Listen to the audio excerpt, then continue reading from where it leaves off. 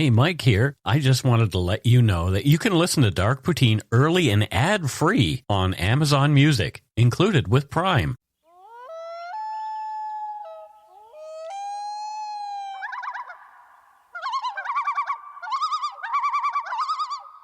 Welcome back to Dark Poutine.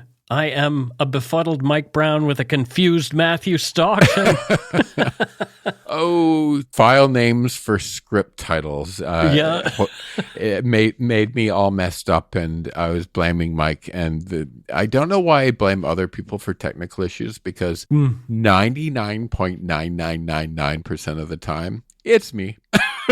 Well, you know, I would love it to be somebody else making a mistake when it's definitely mine. When it comes to tech, it's always me. I've learned that lesson over and over again. Well, you know what? You're a creative, Matthew, so you just get the other people to do the tech. I mean, that's why you married the guy you did. He's a very technical... I just do the words and pretty pictures. There you go. That's awesome. Well, let's get on with this from your home neck of the woods, Matthew. It is indeed. All righty. The views, information, and opinions expressed during the Dark Poutine podcast are solely those of the producer and do not necessarily represent those of Curious Cast, its affiliate, Global News, nor their parent company, Chorus Entertainment. Dark Poutine is not for the faint of heart or squeamish. Listener discretion is strongly advised. We're not experts on the topics we present, nor are we journalists. We're two ordinary Canadian schmucks chatting about crime and the dark side of history. Let's get to it. Put on your toque, grab yourself a double-double and a Nanaimo bar. It's time to scarf down some Dark Poutine. You are responsible for obtaining and maintaining at your own cost all equipment needed to listen to Dark Poutine. Dark Poutine can be addictive. Side effects may include, but not be limited to, pausing and questioning the system, elevated heart rate, pondering humanity, odd looks from colleagues as you laugh out loud at work, family members not into true crime worrying about you. Positive side effects may include some perspectives and opinions that you disagree with, as well as some wokeness and empathy. If you don't think Dark Poutine is for you, consult your doctor immediately.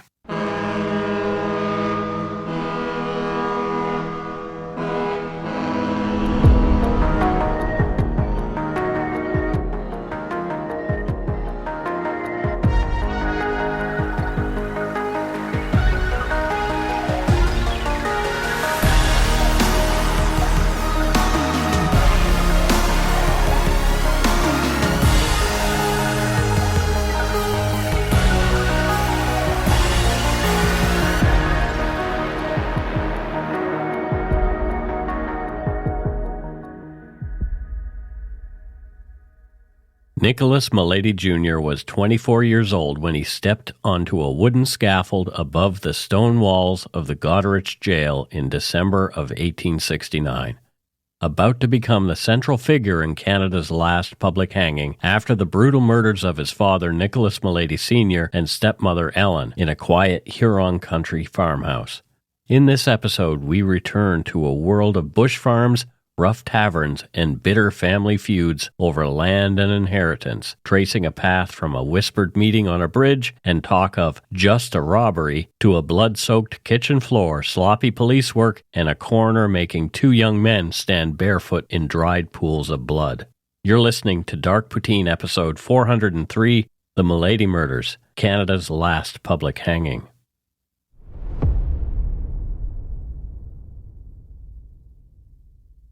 Nicholas Melady Jr. was born around 1845 into a world that was still very much a frontier. His family's history starts in County Longford, Ireland, where generations of Meladys had scraped by as tenant farmers under absentee landlords, working poor soil and facing rising rents with almost no chance to own the land they tilled. In the late 1830s, like thousands of other Irish families, fleeing poverty and instability, members of the Melady clan boarded crowded sailing ships for British North America, passing through the quarantine station of Grosse-Île near Quebec City before moving inland along the St. Lawrence River system into what would become Ontario. By the time Nicholas Sr., old Melady, reached Upper Canada, the colony was still young but changing fast. Settlers pushed west from the St. Lawrence and Lake Ontario shore, cutting bush roads and opening small clearings in what was then called the Huron Tract. a vast swath of forest stretching between Guelph and Goderich on Lake Huron.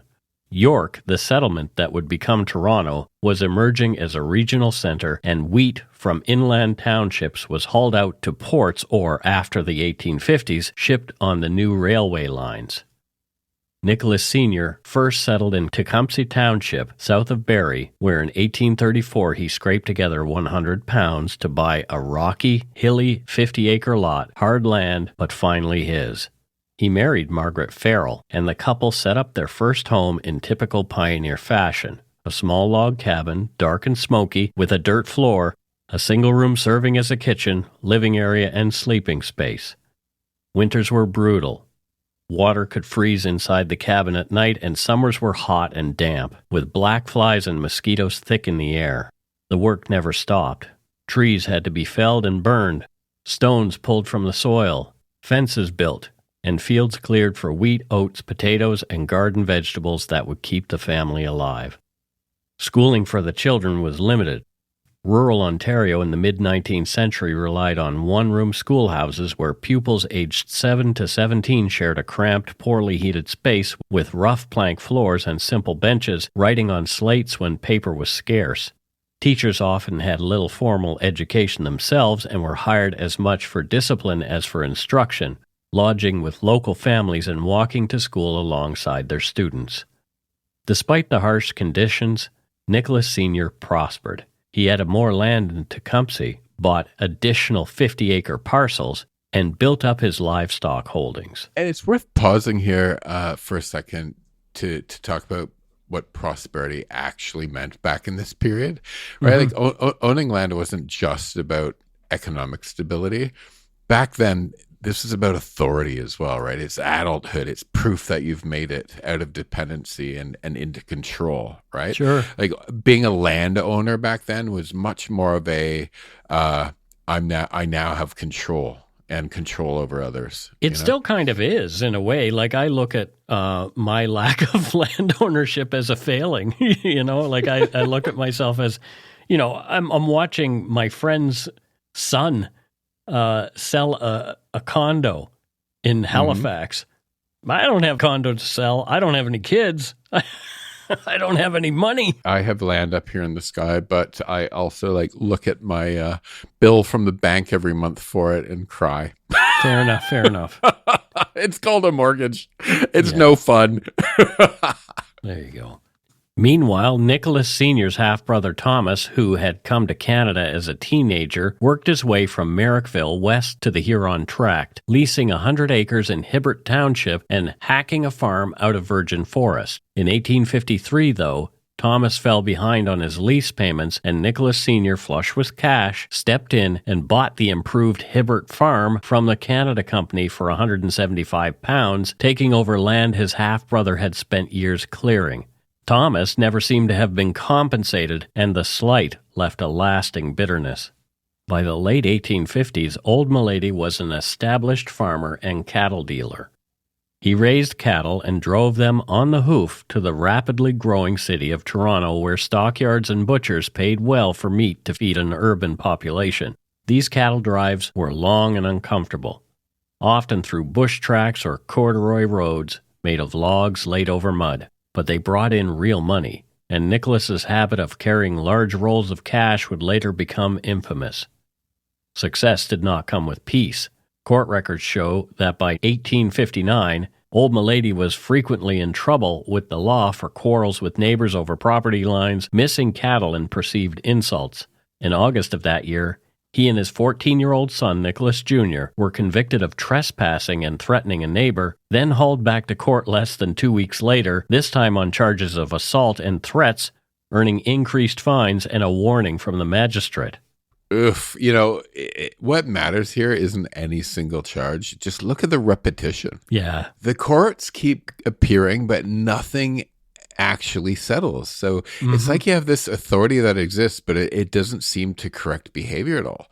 No. And and I think that's not just him. This kind of tells you something important about how thin institutional power still was back then as well. Okay. In what way? Well, this is early years, right? Right. This is early years Canada, and there was still a lot of loose authority or just ignored authority back then. Not like today where we have sovereign citizens who say, you can't pull me over. I'm a sovereign citizen. Yeah, but then you get slapped down, right? It's funny how that works. These early court appearances were only the beginning.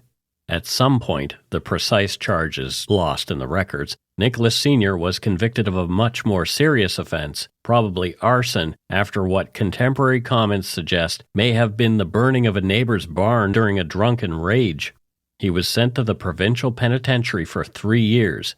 A later court witness said he eventually left the Tecumseh area in fear for his life, claiming a man named Lester had threatened to kill him. Lester the killer. Lester the molester. That's what I was thinking, but I didn't want to say it, and you did. Do you remember, like looking back, like how horrible were those cartoons? Terrible. Anyway. Just so wrong. You can Google them, but don't. No, don't. Yeah, so now we're at the point where, a penitentiary sentence is supposed to mark a boundary, right? Sure, yeah. We're going to see when someone returns unchanged, it sends a quiet message to everyone else watching. And that's that punishment exists, but transformation certainly isn't guaranteed. Right. Right?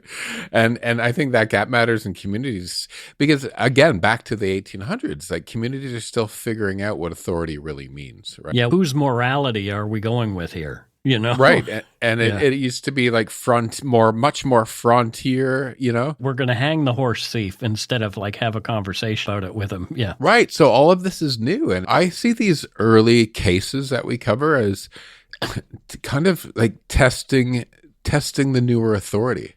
Right? Moving, because this is when Canada's moving from sort of that frontier-y type stuff much more into a structured society.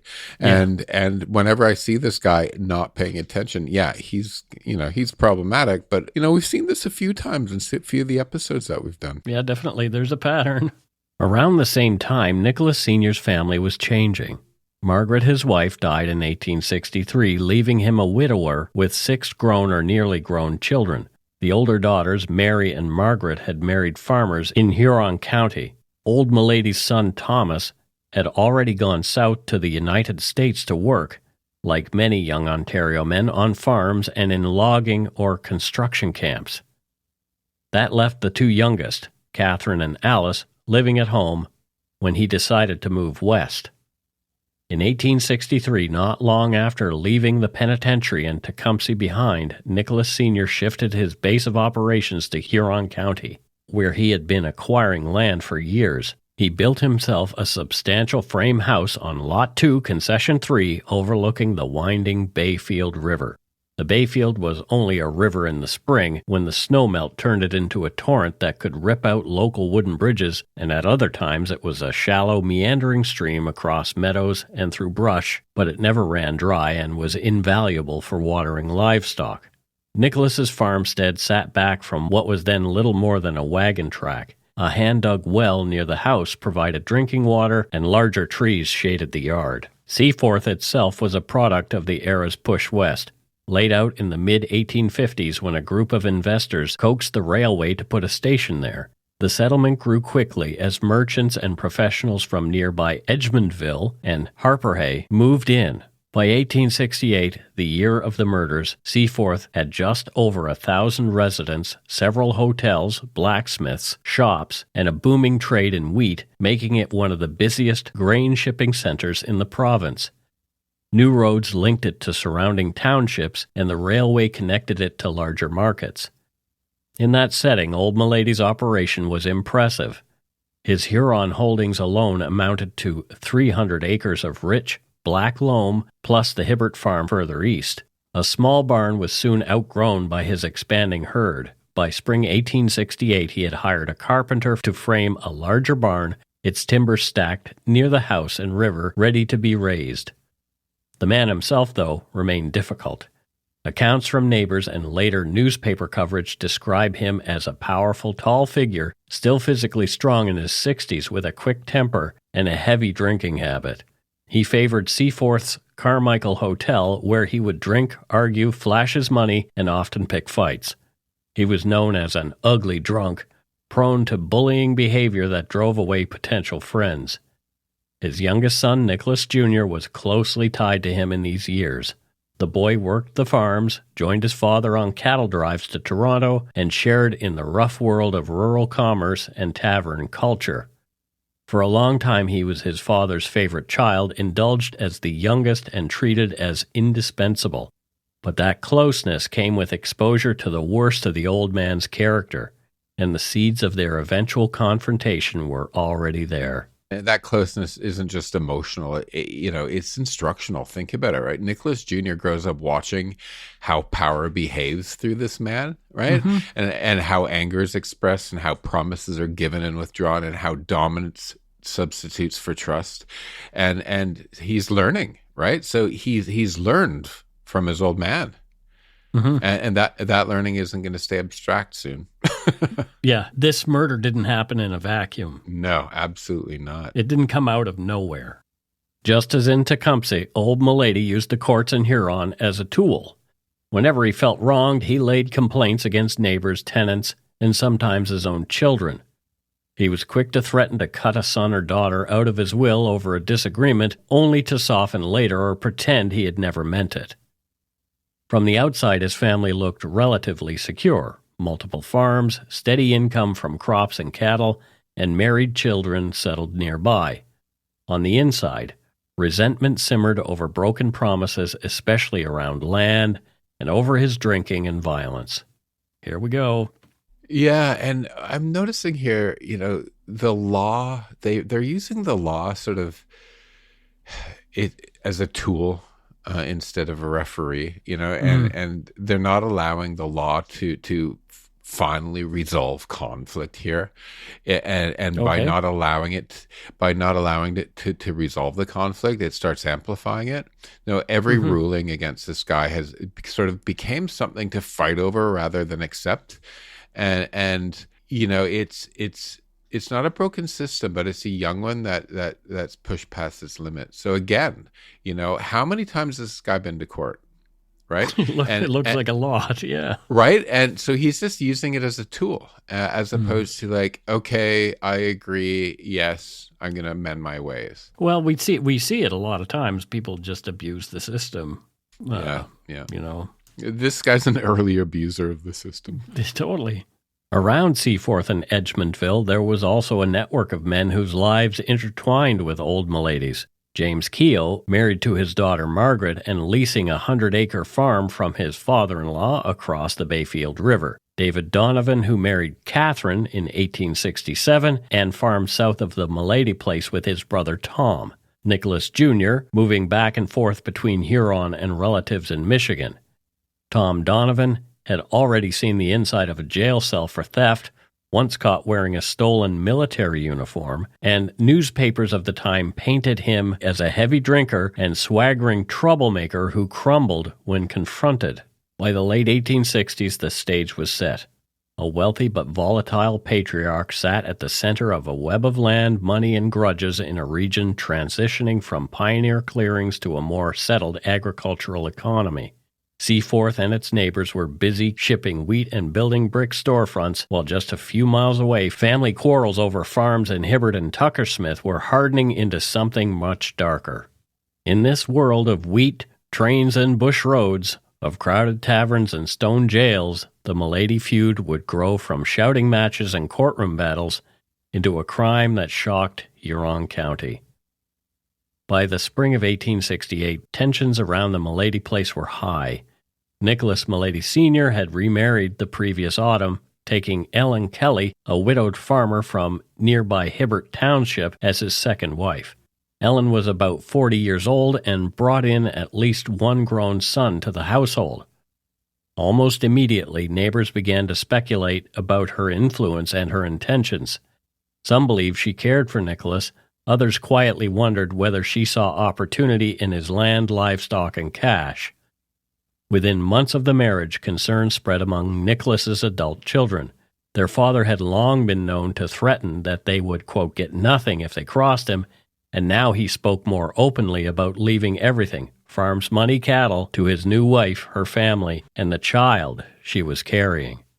Ellen denied being pregnant at first, but by late spring, it was obvious.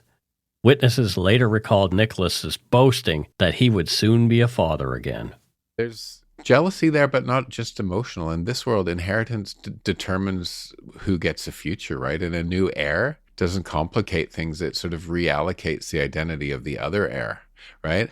And that's when fear starts to harden into something more dangerous. I've watched it a number of times. When inheritance comes up, a lot of families are at odds with each other. You know, people who would 100% would love each other otherwise, when it comes to what they feel that they're owed, holy smokes, do the gloves ever come off? But you know what, folks? Nobody owes you anything. Nope, and promises made years before, sometimes, things change, circumstances change. While Nicholas's original family was coming to terms with all this, the most bitter dispute of all flared back to life.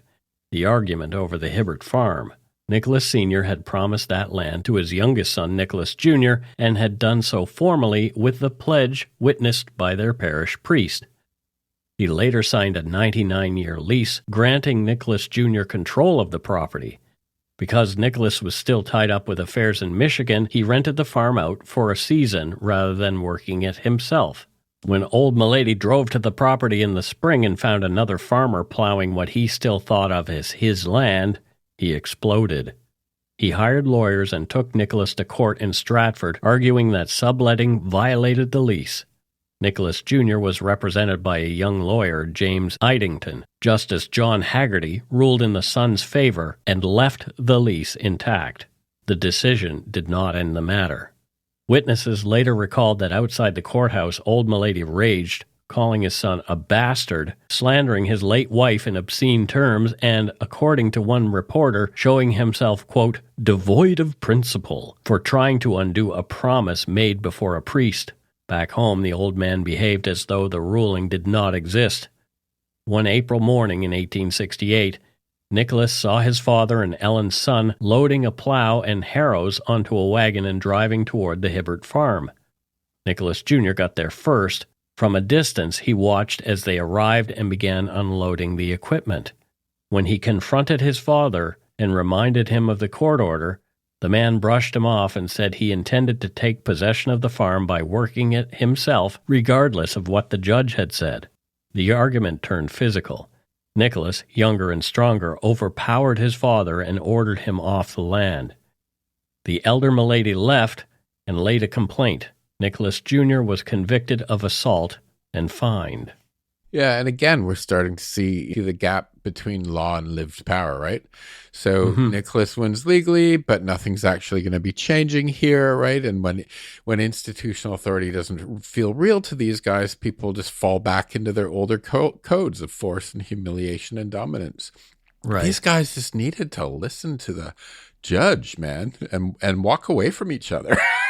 Like they should have just, you stand in that corner and you stand in that corner. You know what I mean? Yeah. God, these guys are just constantly at each other. Like it should get to a point where they should just walk away from each other. There's nothing wrong with walking away from a parent that you don't get along with. No, right? There is not. Yeah. Gosh. There is such a thing as chosen family. I think that's accepted more today than it used to be. But I want to get in as well. Every time I read the script, when I got to his name, I'd go, Melady. Me too, in my head. Did you? Yes. Yeah. Melady. The day after the court decision against his son, the old man and his stepson returned to the Hibbert place, hitched a team, and plowed a strip of land in full view of the road. When Nicholas arrived and protested, he restrained himself, knowing he was under a peace bond. The response, according to Nicholas's later account, was that he was knocked down and threatened with a gun. This time the matter came before Justice Robert Hayes. He fined both the elder Melady and the stepson for assault, and later admitted he had, quote, thought very little of the old man for some time. Even so, the ruling did not resolve the dispute. The feud had reached the point where, as one summary would later put it, Nicholas's father, quote, used the law as his club, and Nicholas learned to swing one of his own, end quote. In the last days of May 1868, a small group of men met after dark on a narrow bridge over the Bayfield River. The details come from later family accounts rather than sworn statements and must be treated with caution, but the outline is consistent with what followed. Those present were said to include Nicholas Jr., his brother-in-law James Keogh, and the Donovan brothers Dave and Tom. They drank, argued, and returned again and again to the same grievances. The old man's temper, Ellen's pregnancy, the fear that all the wealth would go to the new family, and the belief that Nicholas's original children were being pushed aside. According to those later accounts, someone suggested taking some of the cash they knew the old man kept in the house. It was framed as a robbery, not a killing. Nicholas Sr. was known to carry large sums and to insist on cash payments. If the money could be taken, at least he would not have it all to leave behind to Ellen and her family. No written plan survives. No full confession was ever given, but that meeting marks the point where talk of grievance turned into talk of action. There you go. Yeah. No written plan survives. This doesn't read like careful planning. The shared grievance through this entire thing, right? And Mike, look at it. Alcohol, resentment, a feeling of being wronged, right? Circulating, all those things circulating together. And the danger here isn't strategy. It's agreement, right? And I don't know, these guys are a mess. It's a recipe for disaster is what all this is. You kind of want to slap them both and just say, get over yourselves. This is all the most ridiculous thing I've ever seen. Like these two are like, Rear! It's a weirdly timeless story in a way. It is. It's like, oh my God, guys. Like, you're headed for trouble. Just get over yourselves. Yep. Saturday, June 6, 1868 was wet in Huron County. Rain in the morning kept many farmers indoors. By afternoon, the weather cleared, leaving muddy but passable roads. It was the weekend before haying season. Nicholas Sr. spent much of that afternoon at the Carmichael Hotel in Seaforth, drinking, of course. Justice of the Peace Robert Hayes was present and later testified to what he saw.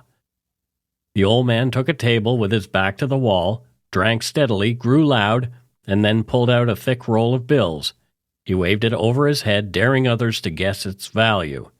When no one responded, he announced there was about $500 in that roll and produced another of similar size. Hayes believed the total was close to $1,000, an enormous sum at the time when a laborer earned less than $2 a day. Many in the room knew old Melady's habits. He had done this before. For anyone thinking about robbing him, the display was more than tempting. Flashing cash in a tavern really is a dominance move, but it's also exposure, isn't it? And I think back then, and maybe even now, where in a culture where money equals authority, that display it's two things, isn't it? It's bragging and it's provocation. And this guy, he loves provoking, right? And everyone there understood that signal. That same afternoon, 3 men tied to the family dispute were also drinking nearby. Dave Donovan entered the Carmichael, saw old Melady there, and chose to leave. Later, his brother Tom and James Keogh arrived, and the 3 decided to drink elsewhere. They went to Walsh's Tavern on Seaforth's Main Street, then walked to Edgmondville, and ended up at a place known locally as Bummer's Roost. By evening, Tom Donovan and Jim Keogh were drunk. Dave, thinking of his wife Catherine, decided to go home. Tom and Jim bought whiskey to take with them and walked out along the road east of the Van Edgmond house toward the Melady farm. About a mile from Edgmondville, they met Nicholas Jr. walking toward Seaforth. The 3 shared drinks and talked. Later, Tom and Jim would claim that it was only then that they decided to, quote, go see how the barn framing was going on old Melady's place, a peculiar errand for that time of the night. They left the road before reaching the front gate and cut diagonally across a neighbor's pea field, climbing a rail fence onto the Melady property. They stopped near a woodpile by the stacked barn timbers, drank more, and talked. At least 2 removed their boots there. Investigators later found barefoot and stockinged footprints leading from the woodpile toward a cellar window. Inside the house, Ellen had gone to bed, in a nightdress and chemise. Nicholas Sr. was in his nightshirt. The lamp had been extinguished. Somewhere in the house were an axe, a pistol, and according to rumor, a trunk or strong box containing cash. What happened next is reconstructed from physical evidence and testimony. No account given later was complete or consistent. Investigators later concluded that at least 2 intruders entered through a cellar window on the east side of the property. Barefoot impressions were found beneath the sill. The cellar door was locked from the inside, but a trapdoor in the kitchen floor provided access to the main level. On Sunday afternoon after Mass, daughter Mary and her husband Tom McGoey, old Melady's daughter Mary and her husband Tom McGoey drove to the Melady farm at Nicholas's invitation. Finding the house silent and the kitchen door ajar, Mary stepped inside and saw the blood. The kitchen was in disarray. The table had been moved, a potted plant overturned, and a wide area of the floor stained with blood. There were overlapping footprints, bare feet, stocking feet, one with a hole in the toe. In places, the blood appeared to have been partially washed. A bloody trail led under the hall door. When Tom opened it, he found his father-in-law lying face down half in the bedroom doorway. Melady Sr. had been shot in the left temple at close range. Powder burns marked his skin. At autopsy, buckshot pellets and wadding were found lodged in the back of his skull. Death would have been instantaneous. In the bedroom, Ellen lay on her back, her head crushed by blows from a blunt object and cut by a sharp instrument. Part of a broken chair was embedded in her skull. An axe was found nearby. Powder burns suggested a shot had been fired close to her face, though the doctor believed the fatal injuries came from clubbing and chopping. Ellen was approximately 7.5 months pregnant. On finding the 2 bodies, Mary screamed and she and her husband fled. Neighbor Joseph Nye came with Tom and confirmed what they'd seen. He later described 2 distinct sets of footprints in the blood, and Ellen's body so badly damaged she was nearly unrecognizable. Nye sent for the coroner and for James Keogh, who arrived more than half an hour later. Coroner T.T. Coleman arrived around 3 o'clock. He examined the bodies, confirmed the causes of death, and placed the house under guard. Full postmortems were conducted the next day. As word spread, neighbors gathered. Police followed the footprints from the cellar window across fields and along the Bayfield River, tracing a path that led away from the farm and toward the men who had been drinking with Nicholas Jr. the night before. We'll be back after this short break.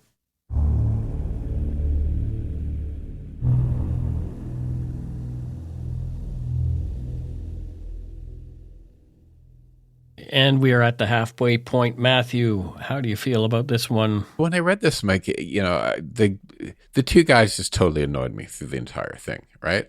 I just found them really annoying. But it also, this is where I sort of got caught in this idea of, this society that's kind of caught between 2 systems as well. Old Melady kind of does that really old school ruling through personal authority, right? Mm-hmm. The courts exist, but they haven't replaced that authority culturally yet, right? And I think that's why they're not really being listened to.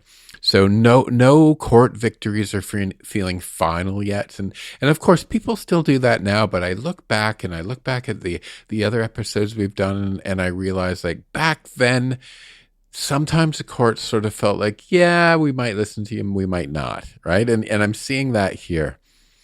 And when that's the environment, this like stage from, one part, like old history of Canada to newer, when that's the environment, conflicts don't get resolved. They just keep accumulating.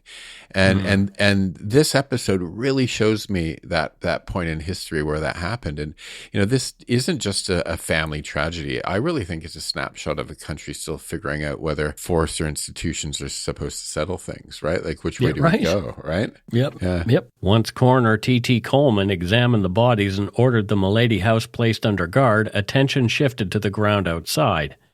Rain from the previous day and heavy foot traffic had left the soil soft enough to preserve a trail.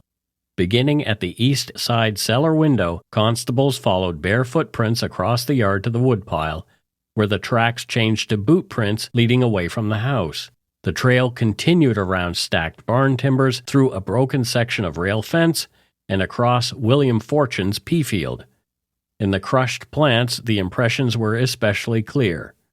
From there, the tracks passed through rough slash and swampy ground before emerging along the Bayfield River and continuing in the direction of the farm belonging to David and Tom Donovan. Along this route, police noted broken branches and scuffed soil that suggested hurried movement.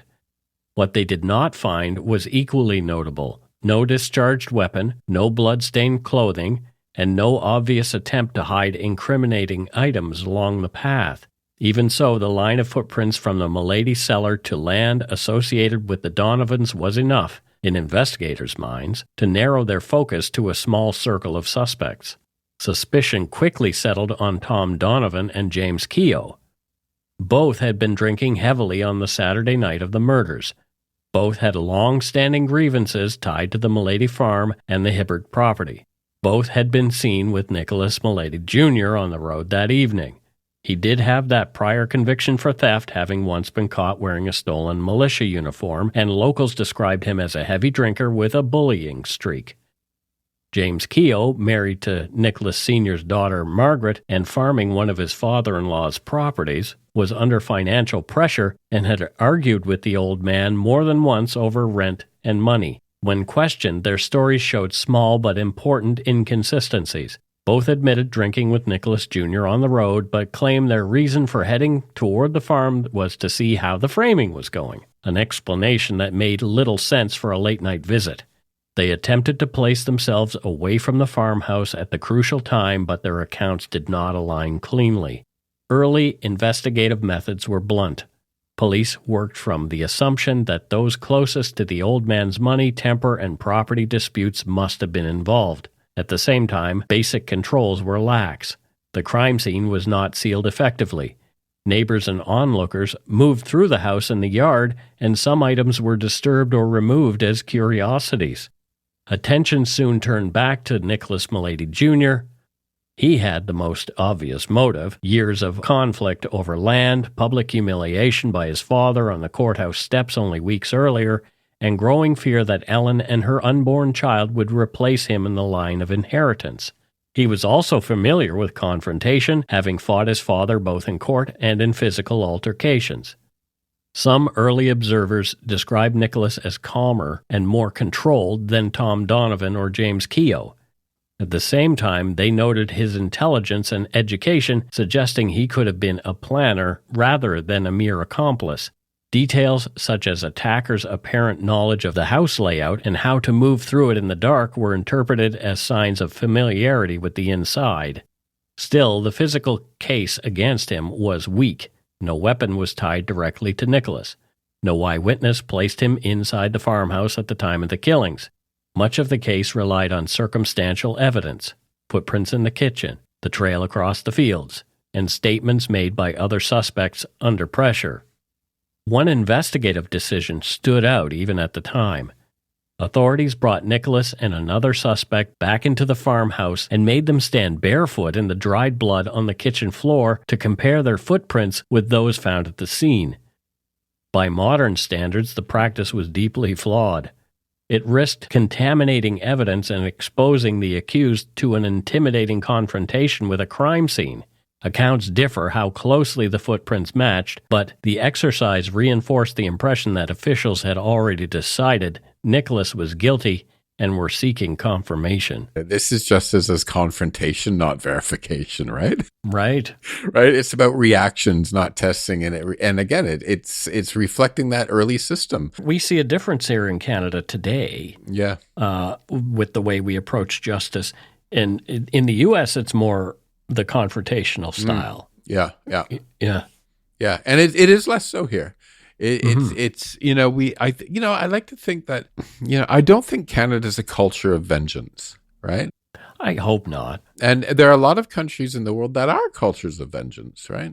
Like Right. in my mind, like personally, for me, any country with a death penalty is a culture of vengeance, right? That's my morality, right? And as much as it peeves me with with people getting out of jail too early, right? Mm-hmm. It's about balance, right? We tend more to respond than to react. Yeah, and it's, and what's right, what's wrong, because there's some days where you see something horrible in the news. Like, this is why I stopped reading the news. And then you realize the guy's going to be out in 15 years and 10 with good behavior. You're like, that's not fair, right? No. But then the flip side is you don't want to live in a world where it's like, kill him. Exactly. Exactly. and where's the midpoint? And I think everyone's midpoint is in their own heads, right? I'm not authority on this. I have the midpoint in my head, but that, I'm not the ruler of the planet, right? Yeah, it's like whatever the consensus is in the nation that you live. Yeah. So, Yeah. It's hard. It's hard because it's like there's going to always be people out there doing terrible things. And how do you deal with them, right? Yeah. The case became unusual for another reason. While Nicholas was in custody, authorities employed a female informant to try to draw out a confession. A young woman known as Mary or Moll was given access to him and instructed to pose as sympathetic and worldly. She was to suggest she had connections who could help him escape or reduce his punishment and encourage him to speak freely about the night of June 6th. Geez, it sounds like a Mr. Big operation. Anyway, using a woman as a decoy in this manner was extremely rare in 19th century Canada and reportedly caused unease even among some officials involved. Later allegations suggested she may have been promised money or other benefits in exchange for incriminating statements. Despite the effort, Nicholas never made a full confession. Anything he said was vague and indirect, and what reached the court appeared only as part of the broader web of circumstantial points rather than a clear admission of guilt. As the case moved toward trial, newspapers made it clear that Nicholas Melady Jr. was no longer the only suspect under suspicion. Thomas Donovan and James Keogh were repeatedly named as suspects in the early coverage. They were described as men who had been, quote, in company with the accused on the night of the murders and whose movements, drinking, and explanations, quote, did not wholly satisfy the authorities, end quote.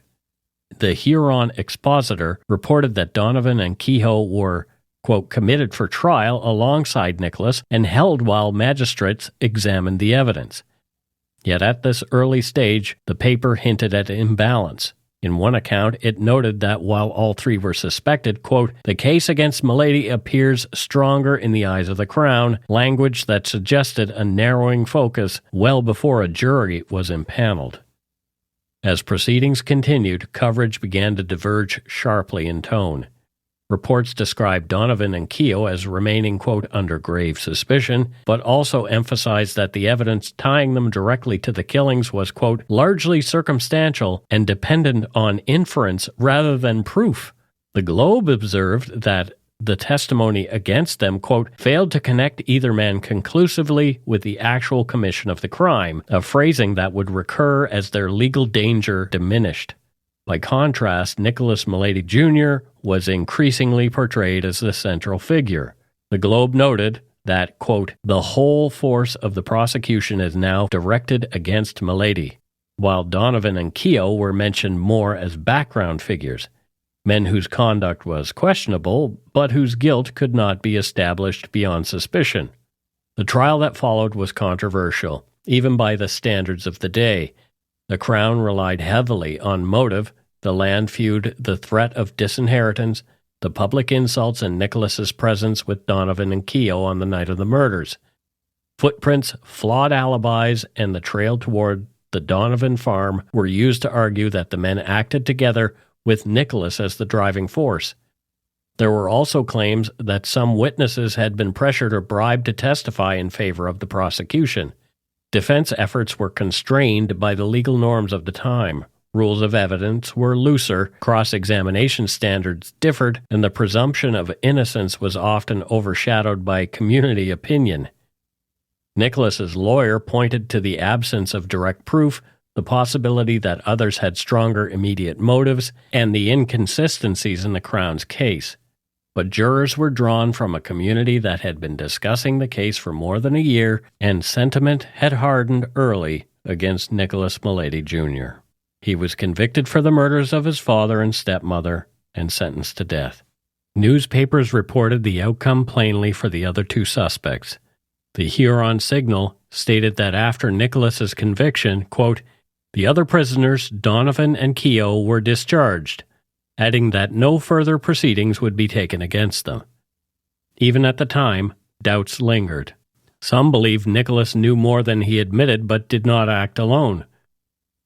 There were those questions of the other footprints. Other people questioned the methods used to secure Nicholas's conviction, handling of the evidence, and the reliance on reputation and motive rather than direct proof. Those doubts would remain long after the scaffold at Goderich was dismantled. By the time the verdict was delivered, the case had outgrown the feuds and taverns of Huron County. It had become part of the wider debate about capital punishment, police methods, and the authority of the courts in a young dominion still defining justice for itself.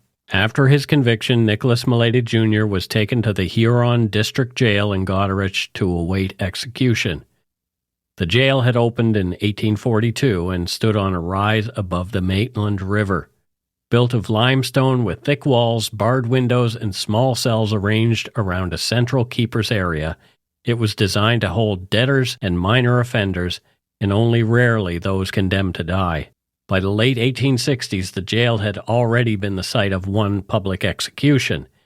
In 1861, William Mahone had been hanged outside its walls. Now 8 years later, officials were preparing for another. Nicholas, in his mid-20s, was confined in a small death cell close to where the scaffold would later be attached. Contemporary descriptions portray the cell as narrow, damp, and cold, furnished with little more than a bed and a stool. Nicholas was not entirely isolated. Father John McDonough of St. Peter's Church in Goderich visited him regularly, hearing confession, praying with him, and preparing him spiritually for death. Guards were also kept nearby day and night. A fellow prisoner, William Dixon, later recalled Nicholas as quiet and withdrawn, spending much of his time reading or sitting in silence. Dixon described no outbursts or dramatic behavior, only a man weighed down by fear and resignation. Outside the jail, opinion in Huron County remained divided. Many believed Nicholas was guilty and accepted his sentence as just. Others, while convinced he knew more than he admitted, doubted he had acted alone or that the investigation had been fair. Stories circulated that he'd been betrayed by his companions and by the woman informant who had posed as a friend in hopes of extracting a confession. Public executions were still legal in 1869 and continued to draw large crowds. Earlier that year, thousands had watched Patrick Whalen hanged in Ottawa for the assassination of Thomas D'Arcy McGee. That's one we need to get to at some point. That execution was widely, but incorrectly reported as the last public hanging in Canada. In Goderich, officials were uneasy. There were concerns that the Melady execution might provoke unrest either because of lingering doubts about the case or because of the sheer number of spectators expected. To maintain control, the sheriff and other authorities decided to alter the timing of the hanging without widely publicizing the change. The execution was scheduled for Tuesday, December 7, 1869. Winter had settled in along the Lake Huron shore. Goderich would have been cold and gray, with the wind off the lake cutting through coats and shawls. Despite the weather, newspaper reports suggest that several thousand people traveled into town that morning, many expecting the hanging to take place later that day. Instead, it occurred early. The decision to move the execution earlier, right? Because if you're the one being executed, it's like, oh, you know what? We want to break for lunch early, so we're going to do it now. Yeah, sorry. Yeah, well, you don't get those extra few hours. We've just decided. And it's starting to feel like the state also trying to manage things carefully here, right? And apparently the jail is still there? Goderich, I think, is one of the prettiest towns in this country. Cool. Well, I'll have to visit. I really do want to see more of Ontario. I've made fun of Ontario numerous times. It's just because I'm punching up, essentially. Well, yeah, don't worry. Ontarians don't care. No, exactly. Well, some of them get upset, but they know where they sit. Yeah, we're punching up. At around 7 a.m., Nicholas Melady Jr. was led from his cell to the north exit of the jail. Inside the wall, a temporary wooden staircase had been built, leading to a door that opened onto a scaffold fixed level with the top of the exterior masonry. The scaffold projected outward, allowing the drop to be seen from the street below. Accounts differ on the identity of the hangman, but all agree he was masked and unnamed in the press. Nicholas wore dark prison clothing. A rope already hung from the crossbeam when he stepped onto the platform. Witnesses described him as pale but composed. He spoke quietly with the priest, kissed a crucifix, and said he was ready. He did not name any accomplices. One line later attributed to him, saying he had, quote, "no more to do with it than you," has been interpreted variously as a denial or as an insistence that others shared responsibility. With only a small official group present, the sheriff, the jailer, a doctor, and a few witnesses, the hood was placed over Nicholas's head and the noose fitted around his neck. After a brief prayer, the signal was given, the trapdoor fell, and his body dropped outside the wall, visible to those already gathered nearby. The doctor timed the execution. After roughly 30 minutes, Nicholas was pronounced dead. His body was cut down, placed in a coffin, and later removed for burial. No large public funeral was recorded. By mid-morning, thousands more people arrived in Goderich only to discover that the execution was over. Crowds gathered outside the jail angry and disappointed. Some shouted at officials, others drifted toward taverns or stood staring at the section of wall where the scaffold had been attached. There was tension but no serious disturbance. For authorities, the early morning execution had achieved its purpose. For many locals, it raised new doubts. If the conviction was beyond question, some asked, why the secrecy and haste? 3 weeks later, on January 1st, 1870, a federal order and council came into force ending public executions in the original provinces of the Dominion. Hangings would continue, but behind prison walls and away from crowds. While the phrase last public hanging in Canada requires nuance, Nicholas Melady's execution stands as the final fully public hanging in Ontario. The scaffold was dismantled. The jail would eventually become a museum, but the questions surrounding the case endured, about guilt, about fairness, and about who else may have walked away from that farmhouse beside the Bayfield River on a June night in 1868.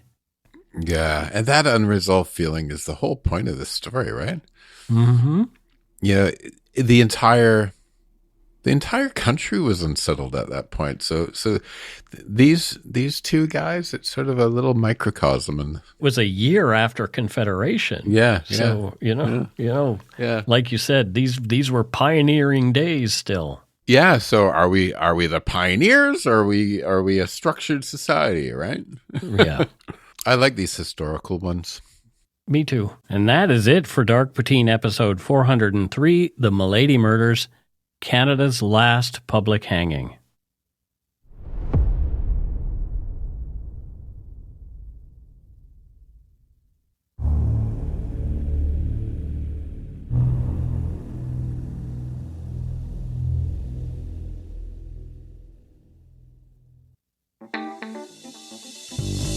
That's right. It's time for voicemails.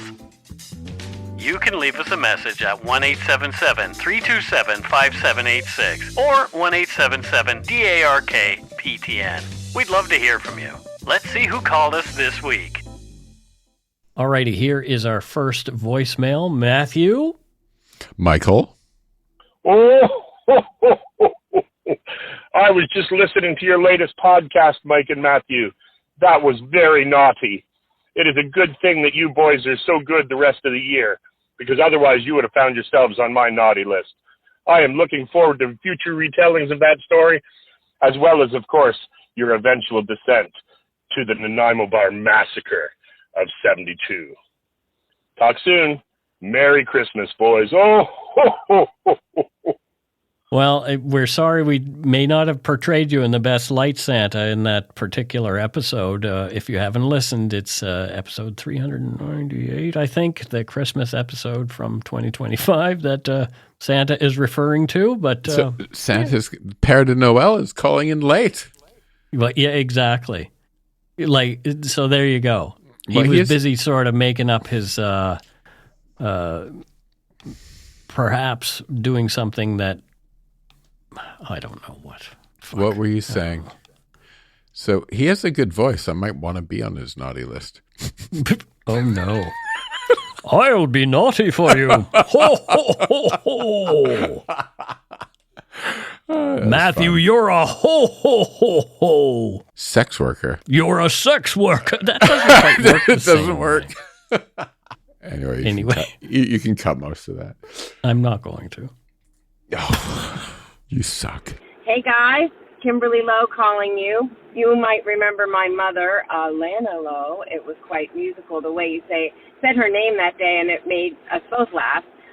Laughing again we are. I just listened to the 2025 Christmas special, and it was brilliant. I loved it, and it just reinforces the fact that you guys are probably, and Steve, 2, 3 of my very favorite Canadians currently. Have a great holiday. Have a great day. I'm off to work. Go take a poop in your snow scoop. Bye. Ooh. There's poop in my snow scoop. Kimberly is off to work. Oh, what does Kimberly do, though, Matthew? If she's off to work, we need to know what it is that she does. Have you ever heard the Lowe Symphony? With Philip Glass? Yeah, wasn't it Brian Eno? But anyway, so that just made me think that Kimberly writes symphonies.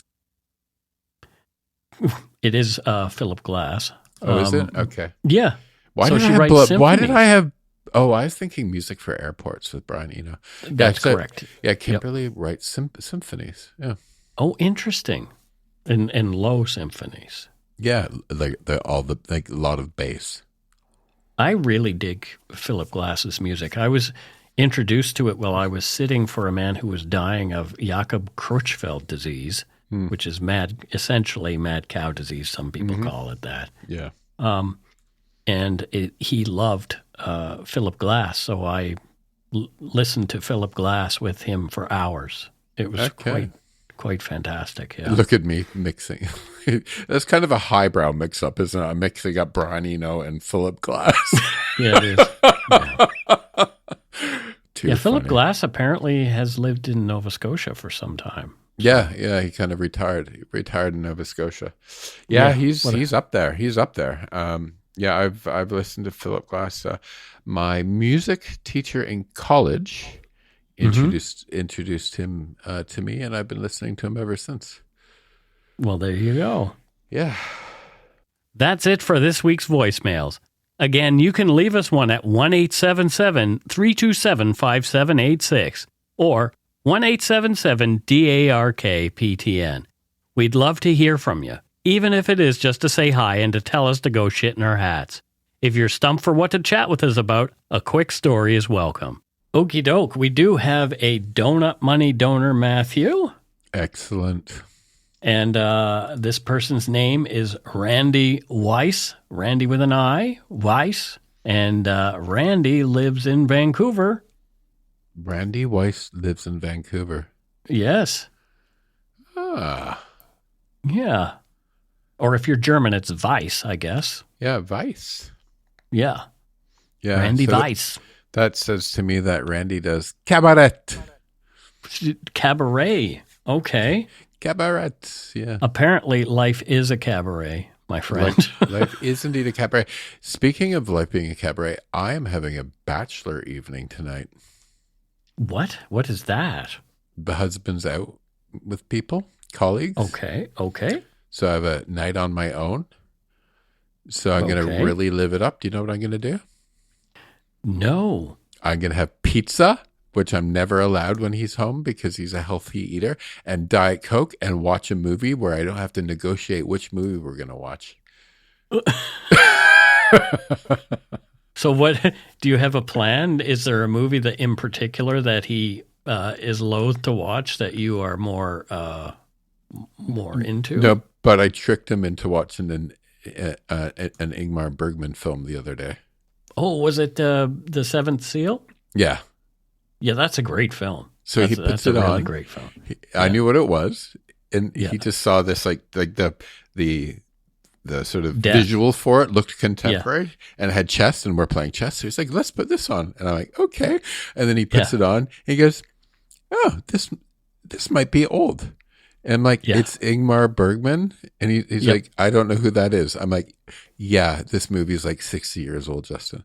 So we watched it, and I said, "You put it on, so we have to finish it." And he's like, "Ooh, this is starting to look a little art house." That's like the biggest insult to me, is me and my quote art house movies. So, but I got to watch it. So calling Ingmar Bergman art house is just like, that's a kick in the balls right there. Holy smokes. But that's Justin's general. If it's not complete action all the time or sci-fi, so it has to be Die Hard or Aliens. Quote, it's art house, right? Like, oh boy. Yeah. I think he'd consider, like, I don't know. What would you call art house? I don't even know what it is anymore. Well, something more experimental maybe. Okay. Experimental films would be more art house films, like The Cabinet of Dr. Caligari from like the early 1900s. Yeah. Did you watch those films? Did you watch those films I told you to watch? I did watch The Great Flood. I kind of picked up on what was going on very early on. I didn't need the end. But isn't it beautiful when it's a gorgeous film. When that tank is going like this and all the light, it's so beautiful. Yeah, it's a great film. It's on Netflix, folks, if you need to see it. I still have to watch The Life of Chuck, but I've been saving that to watch with a friend. So nice. You're going to watch with that friend this weekend. Yeah, exactly. So there you go. And that is it for this episode of Dark Poutine. So until next time. That was fast. Let's extend this a little bit and keep talking to the listeners. Okay, well, we can do that if you like. Or we can go on and do the after show. We'll do the after show. Because we talked to like 4 listeners there. We talk shit on the after show. We do talk shit on the after show, but it's more shit to each other. So it's true. We don't talk shit about people. Oh God, no. No, that's not our style. No, I mean talk shit about the world in general. Yeah, exactly. Okay, love you, folks. Thanks to all our patrons and Donut Money donors, past and present, for your generosity. It helps to keep the show going. You can become a patron of Dark Poutine at patreon.com/darkpoutine. For a one-time donation, you can send us donut money via PayPal or interact using our email address, darkpoutinepodcast@gmail.com. If you don't already subscribe to the show, it would mean a lot if you did. You can easily find Dark Poutine on Apple Podcasts, Spotify, or wherever you listen to your favorite shows. If you haven't gotten yours yet, my 2 books are available to order via links on the Dark Poutine website or anywhere fine books are sold. And speaking of darkpoutine.com, check it out for show notes and other cool stuff. We'd appreciate it if you gave Dark Poutine a like or a follow on Facebook and Instagram. Most importantly, thank you for listening. Tell your friends about us. Word of mouth is a powerful thing. Don't forget to be a good egg and not a bad apple.